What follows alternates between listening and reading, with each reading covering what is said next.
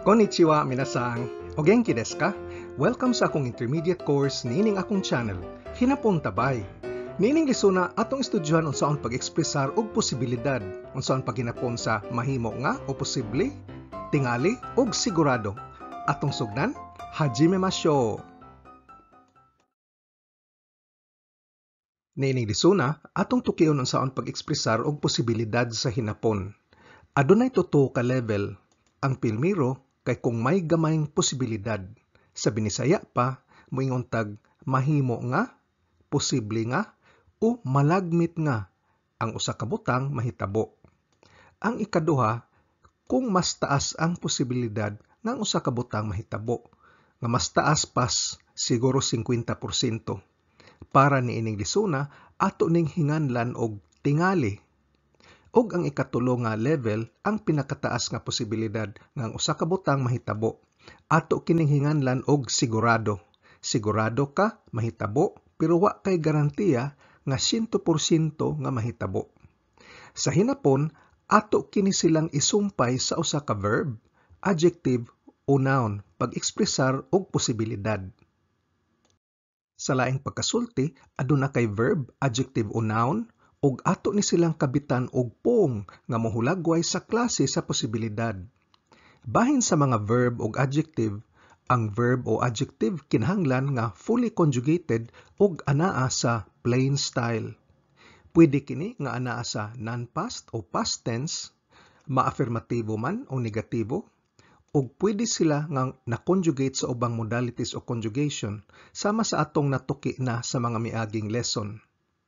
Sa kada tulo ka level sa posibilidad, aduna tay mga modal adverbs nga kasagaran ipares kanila nga anaa ibutang sa atubangan o tunga-tunga sa sentence ug mosinyas kini sa naminaw kung unsay level sa posibilidad ang sunod nga ilitok sa nagsulti. Mahimo ba? Tingali ba? O sigurado ba kaha? Ang mga modal adverbs mohulagway sa panghuna-huna sa nagsulti. Atong tutukan ang pirmiro nga level, ang mahimo nga, posible nga, o malagmit nga mahitabo. Sa usa ka verb, adjective o noun, atong ikabit ang kamo shirenai o kamo shiremasen sa formal style. Gamiton ang kamo shirenai kung ang tsansa sa usa ka butang nga mahitabo kay ubos kaayo, pangalitan siguro 20% ra.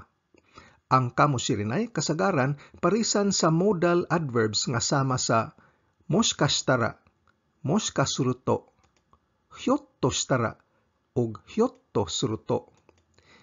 Kining sila tanan mopasabot og tingali, apan kanang tingali nga gamay ra kay tsansa. Sa plain style nga pagkaistorya, usahay ang modal adverb ra mao isulti, ug wag tango na ang kamo shirenai kay masabtan naman nga gamay ra ang tsansa nga ang usa ka butang mahitabo. Ang paggamit og modal adverb dili pinugsanay, ug usahay why modal adverb nga gamiton ug kamo shirenai ra maoy isulti. Ang sunod nga level kay ang tingali nga mas taas og tsansa nga ang usa ka butang mahitabo. Atong ikabit ang daro paghuman sa usa ka verb, adjective o noun. Sa formal style, ang daro mahimong desyo. Ang daro ug desyo kay mga volitional forms kini sa verb to be o da. Para sa akong mga klase, akong gitudlo sa akong estudyante nga gamiton ang daro kung mas dako pa sa 50-50 tsansa nga ang usa ka butang mahitabo. Ang mga modal adverbs nga ipare sa daro kay ang tabun ug osoraku nga nagpasabot og tingali. Ang tingali nga mas dakog tsansa mahitabo. Makalibog sa Binisaya kay wa man nato bahina kung unsa kadako ang chances pagkahitabo sa usa ka butang, pero sa hinapon aduna sila niini. Pag-ekspresar sa pinakataas nga level sa kasiguraduhan, isumpay nato sa verb, adjective o noun ang ni chigai nai o ni chigai arimasen sa formal style. Gamito nato ang ni chigai nai kung mga 80% pataas ang atong kasiguraduhan nga ang usa ka butang mahitabo. Ug ang modal adverb nga kanunay ipare sa ni chigai nai kay ang kitto nga pasabot sigurado. Sa mga sunod nga mga slides, mutan-aw tag mga lain-laing ehemplo sama sa verbs, adjectives ug nouns. Pangalitan kini nga sentence, ugma muuwan. Ang muuwan usa ka verb nga anaa sa non-past tense. Sa hinapon moingon tag, ashita ame ga furu. Ashita ame ga furu. Ugma muuwan. Ug mao ni ang atong base. Pangalitan pag-ingon, mahimong muuwan ugma o ugma adunay gamayng posibilidad nga muuwan. Atong kuhaon ang atong base. Ashita ame ga furu. Ang verb sa katapusan kinahanglan anaa sa plain form, furu, ug ato kining kabitan og kamo shirenai. Ashita ame ga furu kamo shirenai.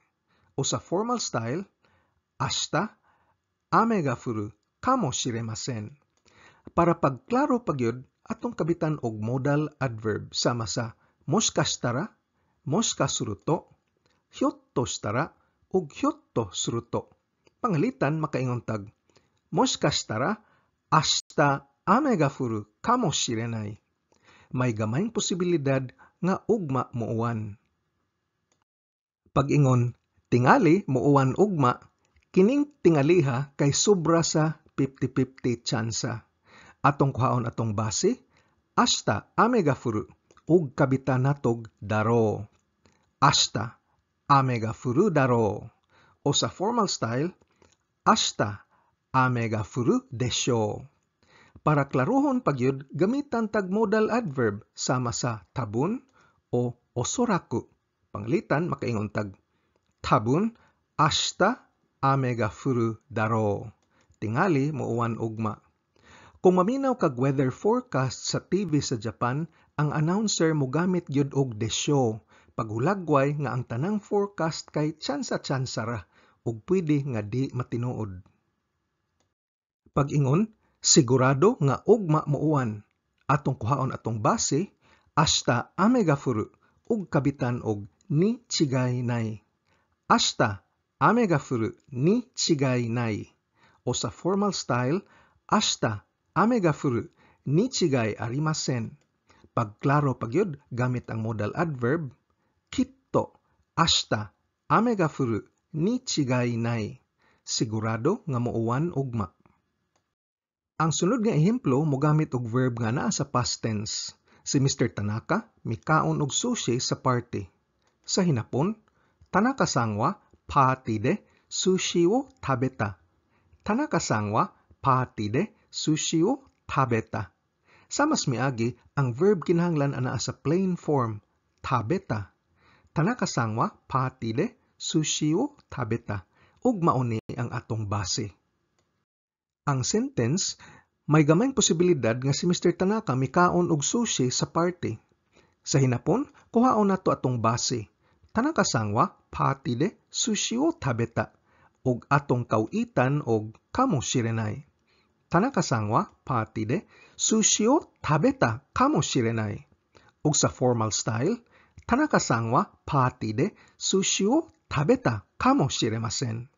Para pagklaro pagyud, pwede natong kabitan og modal adverbs. Pangalitan, hyotto shitara Tanaka-san wa party de sushi wo tabeta kamo shirenai.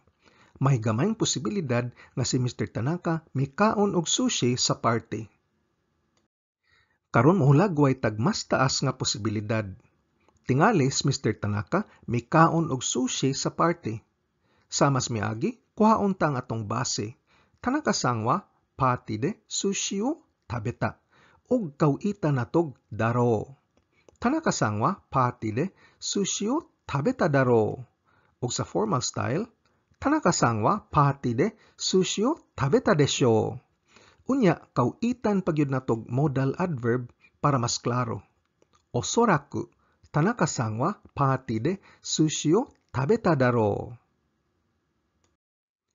Kung sigurado ka, mayong kag sigurado ko nga si Mr. Tanaka mikaon og sushi sa party. Kuhaon nato atong base, Tanaka-san wa party de sushi wo tabeta.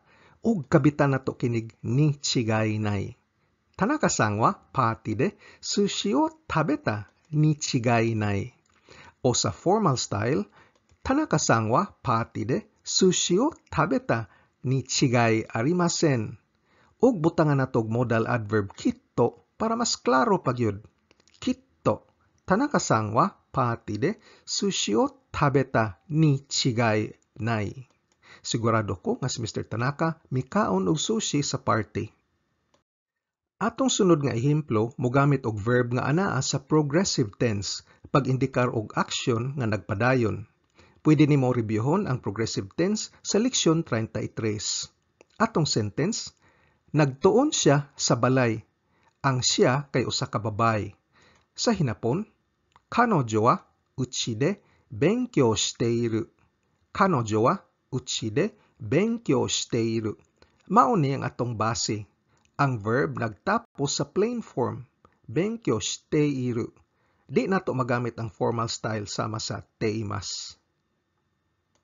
Pag-ingon, adunay gamayng posibilidad nga siya nagtuon sa bahay. Atong kuhaon atong base. Kanojo wa uchi de benkyou shiteiru. Og dungaga natog kamo shirenai. Kanojo wa uchi de benkyou shiteiru kamo shirenai. Siyempre, pwede po nato isulti sa formal style. Apan niining ehemploha, akong gamiton ang plain style. Og di na pud ko mogamit og modal adverb. Tingali nagtuon siya sa balay. Atong base, kanojo wa uchi de benkyou shiteiru. Og sumpayan natog daro. Kanojo wa uchi de benkyou shiteiru daro. Kanojo wa uchi de benkyou shiteiru daro. 50-50 nga nagtuon siya sa bahay karon. Pag-ingon, sigurado ko nga siya nagtuon sa bahay karon.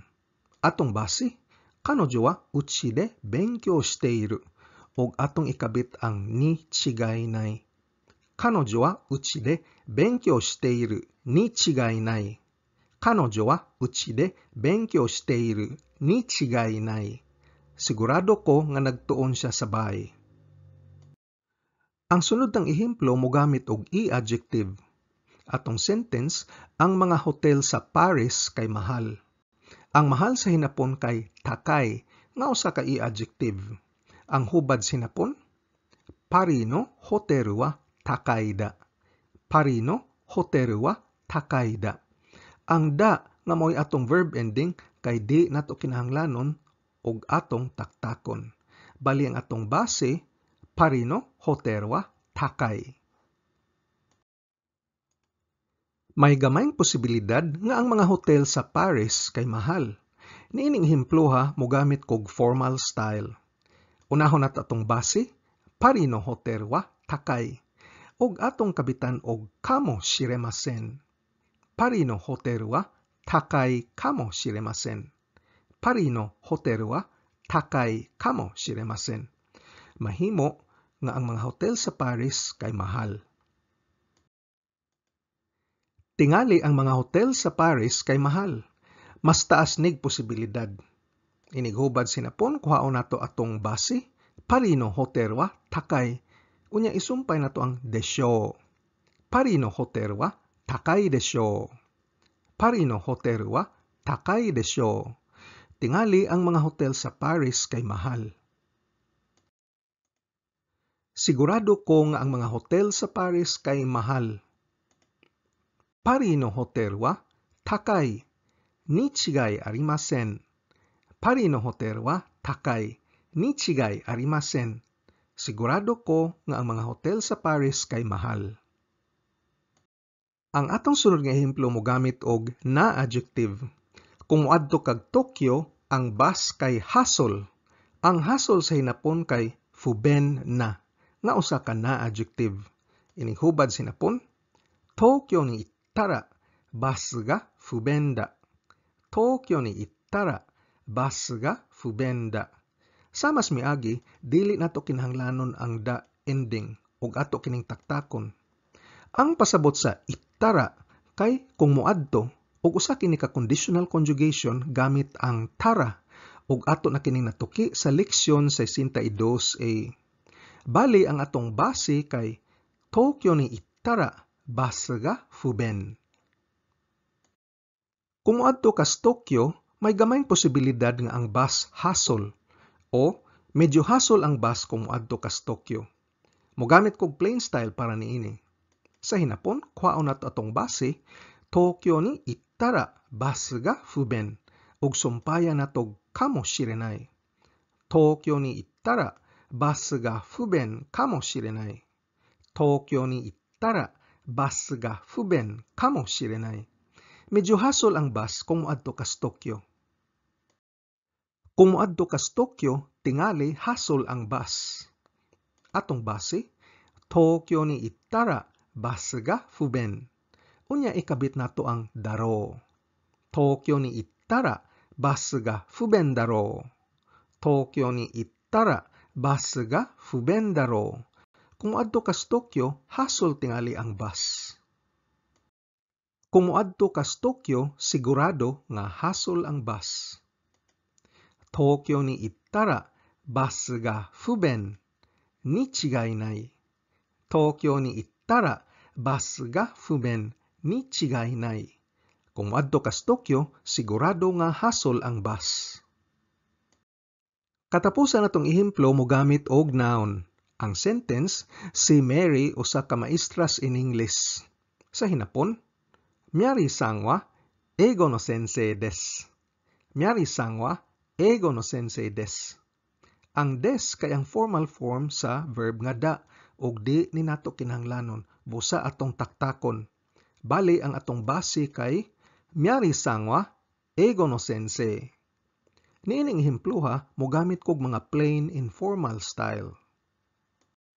Si Mary may gamayng posibilidad nga usa siya ka maestras in English. Miyari-san wa eigo no sensei kamo yo. Miyari-san wa eigo no sensei kamo yo. Pirmi nimo madunggan sa yanong sinultiay nga kusog kaayo. Miyari-san wa eigo no sensei kamo yo. Si Mary malagmit usa ka maestras in English. Bali gamay ra ang posibilidad.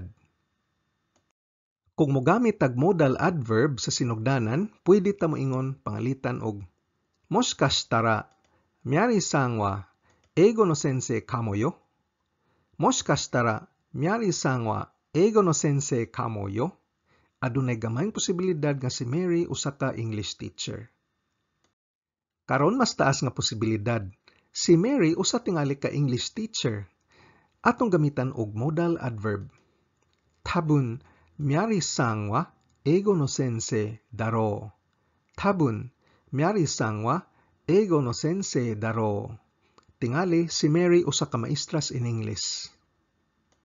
Og ang katapusan ang pinakataas nga posibilidad, sigurado nga si Mary usa ka English teacher. Atong gamitan og modal adverb. Kitto Miyari-san wa eigo no sensei ni chigai nai. Kitto Miyari-san wa eigo no sensei ni chigai nai. Sigurado ko nga si Mary usa ka maestra sa in English. Suma total ni ining lesona atong natuki unsaon pag-ekspresar og posibilidad. Sa hinapon adunay tuto ka level. Ang pinakaubos kay ang kamoshirenai o kamoshiremasen. Pag-indikar og mahimo nga, posible nga, malagmit nga. Ang tsansa kay mobo. Ang sunod nga level kay ang daro o desyo. Pag-ekspresar og taas-taas nga tsansa nga ang usa ka butang mahitabo, siguro sobra sa 50%. Sa Binisaya pa, moyon tag tingali. Og ang pinakataas nga posibilidad kay ang ni chigai nai o ni chigai arimasen. Siguro mga sobra sa 80% nga kasiguraduhan. Kining mga pulunga kay isumpay kini sunod sa verbs, adjectives o nouns. Para sa mga verbs o adjectives, kinahanglan fully conjugated sila ug anaa sa plain form. Dili nato pwede gamiton ang mga formal mass forms. Ang verb o adjective pwede nga anaa sa non-past o past tenses, affirmatibo o negatibo, o na-conjugate ba ngadto sa ubang modalities o conjugations sama sa atong mga natuki sa mga miaging lessons. Og diri natapos ang atong leksyon bahin sa pag-ekspresar og posibilidad sa hinapon. Kita na pud unya tapuhon sa sunod nga mga episodes. Otsukare sama deshita. Gambatte kudasai. Kung arisgado ka gyud makat-on og hinapon, importante ang pagpraktis adlaw-adlaw og paggahin og panahon. Kung nagsakay ra tas jeepney, nagwas traffic, patubang sa trabaho, naglingkod ra sakyanan o ka break time nimo, balik-balikin igtana og paminaw ang akong mga training videos nga giplano para lig-on ang imong pundasyon sa hinapon. Ayaw kalimti pag-like, share ug subscribe. Nihongo no benkyo ni Gambarimasyo. Otsukare sama deshita.